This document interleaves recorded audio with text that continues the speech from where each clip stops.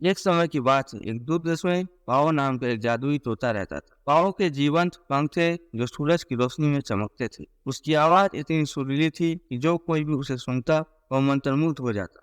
पाओ कोई साधारण तोता नहीं था, इसमें उन लोगों की इच्छाएं पूरी करने की शक्ति थी जो इसके साथ दयालुता और सम्मान का व्यवहार करते थे। पाओ मंत्रमुग्ध एमेरल्ड वन में रहता था, जहाँ बात करने वाले पेड़ थे और हर रंग के फूल खिलते थे। जंगल के जानवर, बुद्धिमान बूढ़े उल्लू से लेकर चंचल हिरन तक सभी पाओ को पसंद करते थे। जादुई तोता अपनी बुद्धि और परोपकार के लिए दूर दूर तक मशहूर था। एक दिन पूरे देश में घोर अंधेरा फैलने लगा। एक दुष्ट जादूगरनी मालविना ने एक शक्तिशाली श्राप दे दिया, जिसने एक समय के हरे भरे जंगल को नष्ट कर दिया और इसके सभी निवासियों को खतरे में डाल दिया। समाधान के लिए बेताब जानवर मदद के लिए पाओ की ओर मुड़े। करुणा से भरा तोता जानता था कि श्राप को तोड़ने का एकमात्र तरीका हार्ट ऑफ द फॉरेस्ट को ढूंढना था, जो जंगल के सबसे विश्वासघाती हिस्से में छिपा हुआ एक पेरोनिक क्रिस्टल था। जंगल को बचाने के लिए दृढ़ संकल्पित पाओ एक खतरनाक यात्रा पर निकल पड़ा। रास्ते में उसे कठिन चुनौतियों का सामना करना पड़ा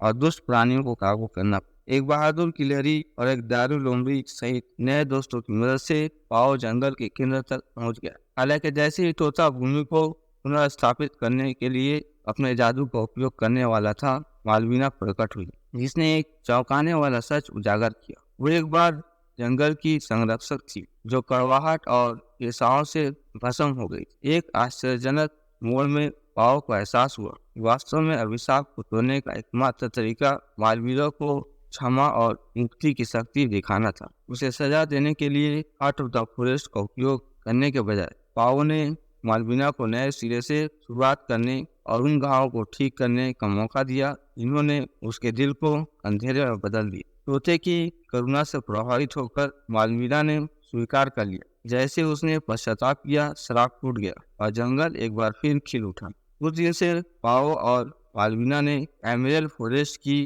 सुरक्षा के लिए एक साथ काम किया।